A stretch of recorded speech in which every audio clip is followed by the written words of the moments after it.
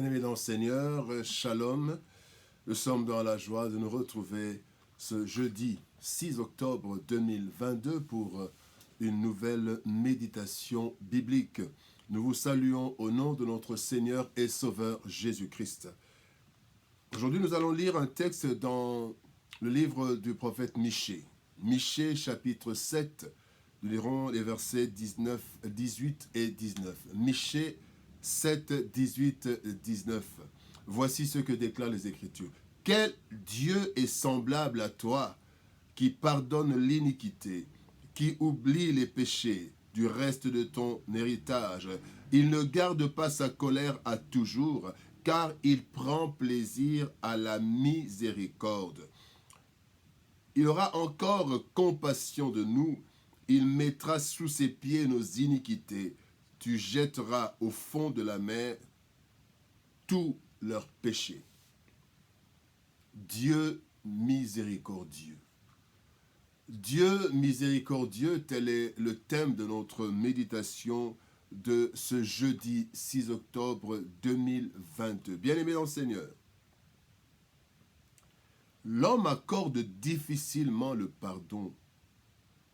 Et même lorsqu'il l'accorde, souvent, il change de comportement ou il met en veilleuse sa colère et attend la prochaine faute pour faire un rappel de tous les péchés, le rendant ainsi plus dur.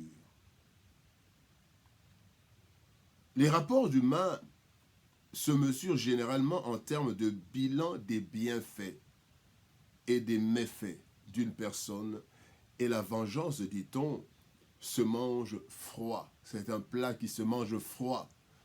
Donc quelqu'un peut sembler avoir pardonné, mais il attend de se venger. Il n'en est pas ainsi pour mon Dieu, pour notre Dieu.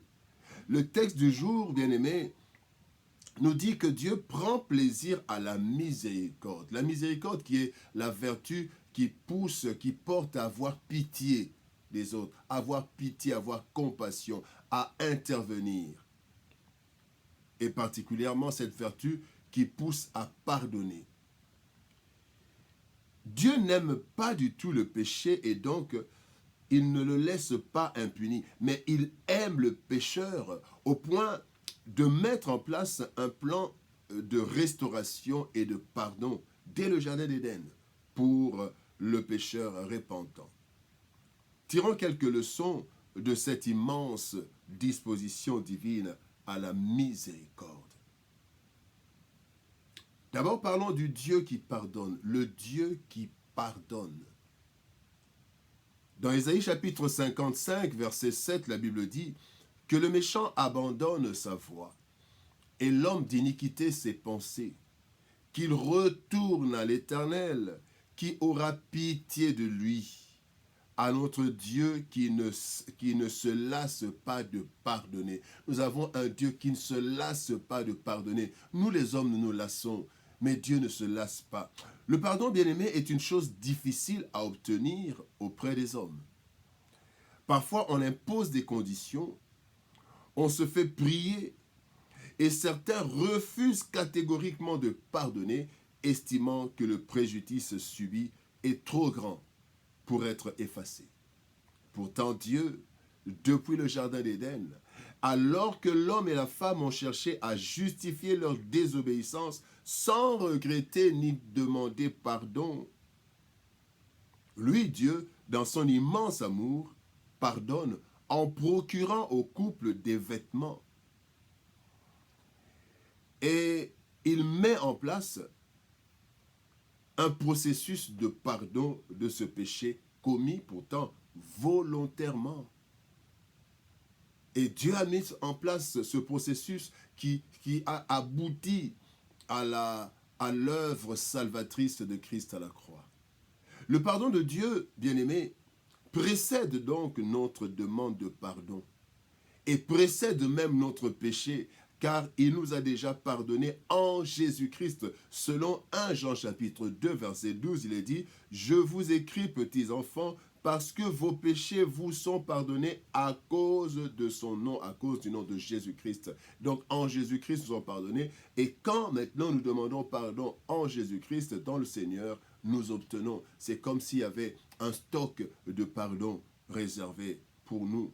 Dieu nous connaît. Notre part pour obtenir le pardon et d'en jouir et de confesser nos péchés. La confession n'est pas une simple déclaration d'intention, non.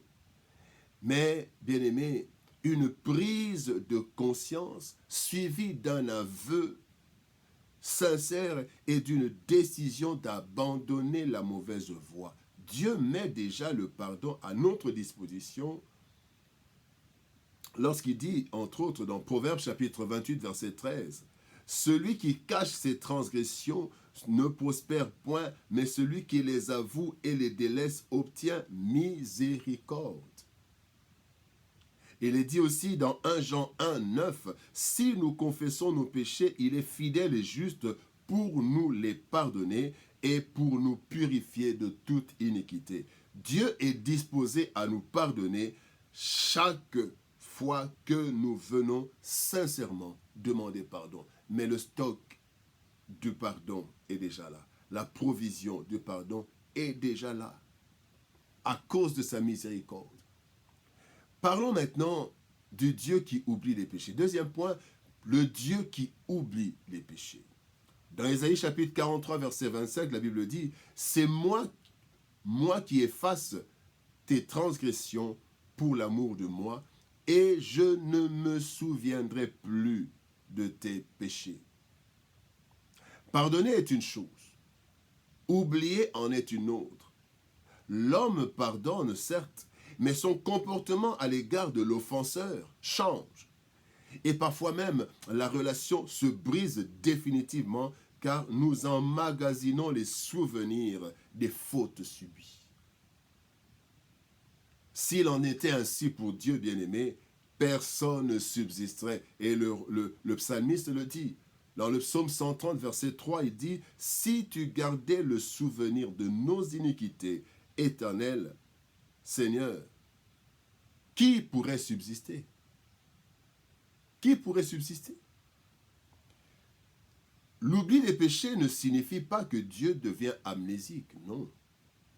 Cela veut dire simplement qu'il décide de ne plus tenir compte des péchés pardonnés et de ne pas les comptabiliser avec les péchés futurs. En fait, Dieu tourne la page et décide de ne plus y retourner.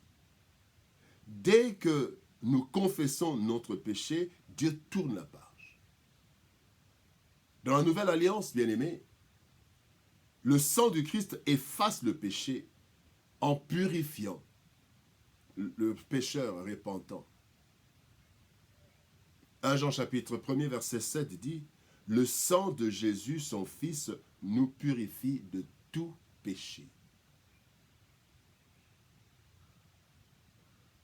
Parlons maintenant du troisième point. Son plaisir, c'est la miséricorde. Le plaisir de Dieu, c'est la miséricorde. Dans Néhémie chapitre 9, verset 30, elle dit « Mais dans ta grande miséricorde, tu ne les anéantis pas et tu ne les abandonnas pas, car tu es un Dieu compatissant et miséricordieux. » Dieu prend plaisir à la miséricorde, bien-aimé. En fait, si parfois pour l'homme, offenser Dieu, être loin de lui, n'est pas un drame, et pour Dieu, cela est bien une source de tristesse. La joie du Père dans la parabole de l'enfant prodigue, dans Luc chapitre 15, versets 22 à 24, en est une parfaite illustration. Le Père dit à ses serviteurs, « Apportez vite la plus belle robe et l'en revêtez, mettez-lui un anneau au doigt et des souliers aux pieds, amenez le veau gras et tuez-le, mangeons et réjouissons-nous, car mon fils que voici était mort et il est revenu à la vie, il était perdu et il est retrouvé. » Et ils commencèrent à se réjouir. Lorsque nous péchons, Dieu est dans la tristesse car il nous a créés à son image pour être avec lui. Il est triste parce qu'il nous aime d'un amour éternel. Il est triste parce qu'il nous a donné la plus haute place dans l'univers. Et Dieu est triste parce qu'il nous fait participer à son œuvre de gloire. Et lorsque nous revenons à lui, nous lui procurons une joie immense. Voilà pourquoi la Bible dit que Dieu prend plaisir à la miséricorde. Nous avons un Dieu miséricordieux. C'est une grâce. Que Dieu nous bénisse. Shalom, au revoir et à demain.